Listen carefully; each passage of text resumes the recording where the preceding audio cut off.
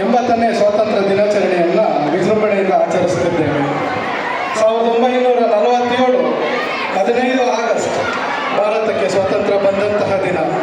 ನಾವು ಆವತ್ತಿನಿಂದ ಇವತ್ತಿನವರೆಗೂ ಏನು ಸ್ವಾತಂತ್ರ್ಯವನ್ನು ನಾವು ಇವತ್ತೆಲ್ಲರೂ ಅನುಭವಿಸ್ತಿದ್ದೀವಿ, ಎಲ್ಲರಿಗೂ ನಾವು ಫ್ರೀಡಮ್ ಅನ್ನೋದು ಏನು ನಾವು ಕಾಣ್ತಾ ಇದ್ದೀವಿ, ಅದಕ್ಕೆ ಮುಖ್ಯವಾದಂತಹ ಕಾರಣ ನಾವು ಸ್ವಾತಂತ್ರ್ಯ ಹೋರಾಟಗಾರರಿಗೆ ಸಲ್ಲಿಸಬೇಕಾಗುತ್ತೆ. ಅಂಥ ಸ್ವಾತಂತ್ರ್ಯ ಹೋರಾಟಗಾರರು ಭಾಳಷ್ಟು ಜನ 1600ರಿಂದ 1947ವರೆಗೂ ಕೂಡ ಬ್ರಿಟಿಷರ ವಿರುದ್ಧ ಭಾಳಷ್ಟು ಸ್ವಾತಂತ್ರ್ಯ ಹೋರಾಟಗಾರರು ನಮ್ಮಲ್ಲಿ ನಾವು ಕಾಣಬಹುದು. ಅದರಲ್ಲಿ ಮುಖ್ಯವಾಗಿ ನಾವು ನೋಡ್ತಕ್ಕಂಥದ್ದು ಮಹಾತ್ಮ ಗಾಂಧೀಜಿಯವರನ್ನ. ನಾವು 1920ರ ನಂತರದ ಚಳವಳಿಗಳಲ್ಲಿ ಮುಂಚೂಣಿಯಲ್ಲಿ ಪಾಲ್ಗೊಂಡಂತಹ ನಾವು ಮಹಾತ್ಮ ಗಾಂಧೀಜಿಯವರು.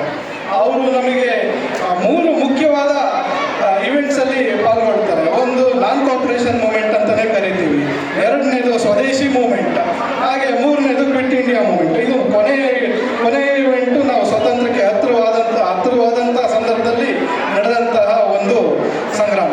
ಈ ಎಲ್ಲದರಲ್ಲೂ ಕೂಡ ಗಾಂಧೀಜಿಯವರು ಪಾಲಿಸ್ತಕ್ಕಂಥದ್ದು 2 ಅವರ ಪ್ರಿನ್ಸಿಪಲ್ಸ್, ನಾನ್ ವೈಲೆನ್ಸ್ ಮತ್ತು ಪೀಸ್. ಈ ಎರಡೂ ಕೂಡ ಎಷ್ಟು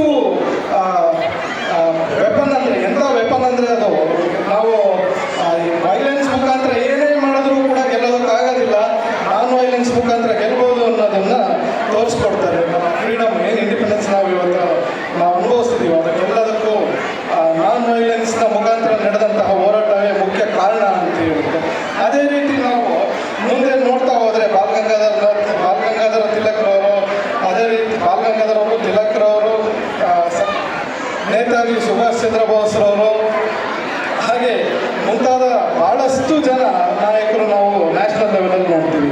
ಅದೇ ರೀತಿ ನಾವು ಕರ್ನಾಟಕದಲ್ಲಿ ಇಂಡಿಪೆಂಡೆನ್ಸ್ ಮೂಮೆಂಟ್ಸ್ ಅಂತ ನಾವು ನೋಡ್ತಾ ಹೋದಾಗ ಭಾಳಷ್ಟು ಇವೆಂಟ್ಸ್ ನಡೀತವೆ. ಅದರಲ್ಲೂ ಕೂಡ ನಾವು ಕರ್ನಾಟಕದಲ್ಲಿ ನಡೆದಂತಹ ಕರ್ನಾಟಕದ ಜಲಿಯನ್ ವಾಲಾಬಾಗ್ ಅಂತಲೇ ಹೆಸರುವಾಸಿ ಇದ್ದಂತಹ ನಮ್ಮ ವಿದೇಶದಲ್ಲಿ ನಡೆದಂತಹ ಒಂದು ಘಟನೆ. ಇಲ್ಲಿ ನಾವು ಭಾಳಷ್ಟು ಜನರ ತ್ಯಾಗದಿಂದ ತ್ಯಾಗವನ್ನು ನಾವು ನೋಡಬಹುದಾಗಿರ್ತದೆ. ಅದೇ ರೀತಿ ಕರ್ನಾಟಕದಲ್ಲಿ ಬೇರೆ